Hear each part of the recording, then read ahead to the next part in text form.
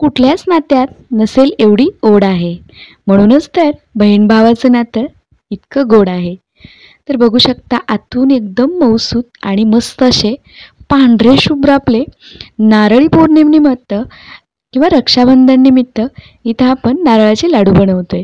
ते लाडू कसे बनवावे, पाक कसा घ्यावा, या सर्व प्रोसेस मी या व्हिडिओमध्ये सांगितलेल्या आहेत. त्यामुळे व्हिडिओ जरी आवडला तर व्हिडिओला लाईक जरूर करा. इथे ओला नारळ घेतलेला आहे. या ओल्या नारळाचे मी असे छोटे छोटे काप करून घेतलेले आहेत. या ओल्या नारळाची सगळी पाट काढून घेतलेली आहे. इथं आपण पांढरे शुभ्र मस्त असे नारळाचे लाडू बनवते, तेही अगदी 10 ते 15 मिनिटांमध्ये. तर आपण हे सगळे काप करून घेतलेले जे आहेत ते मिक्सरच्या भांड्यामध्ये घालायचे आहेत. तर हे सगळे काप आपण मिक्सरच्या भांड्यामध्ये घातले. याचं झाकण लावू आणि याला आता मिक्सरमधनं वाटून घेऊया.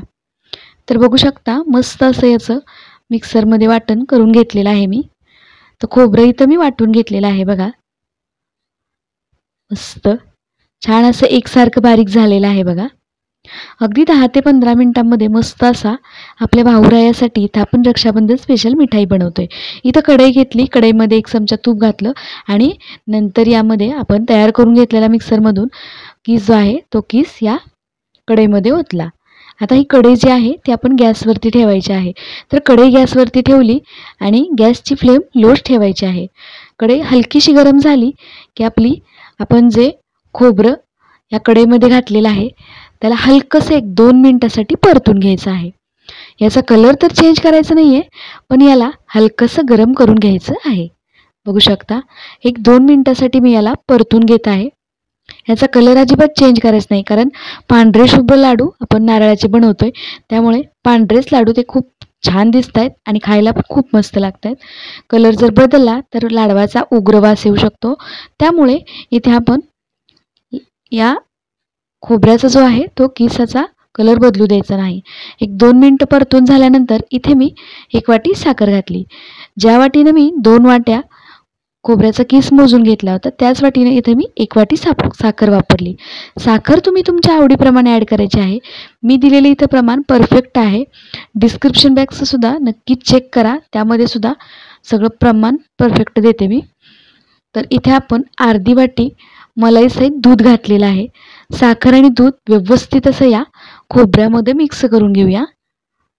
बघा आता साखर आणि दूध या खोबऱ्यामध्ये ज्यावेळेस आपण ओल्या नारळामध्ये ओततो त्यावेळेस आपल्या नारळातलं सुद्धा त्यातलं दूध रिलीज होतं.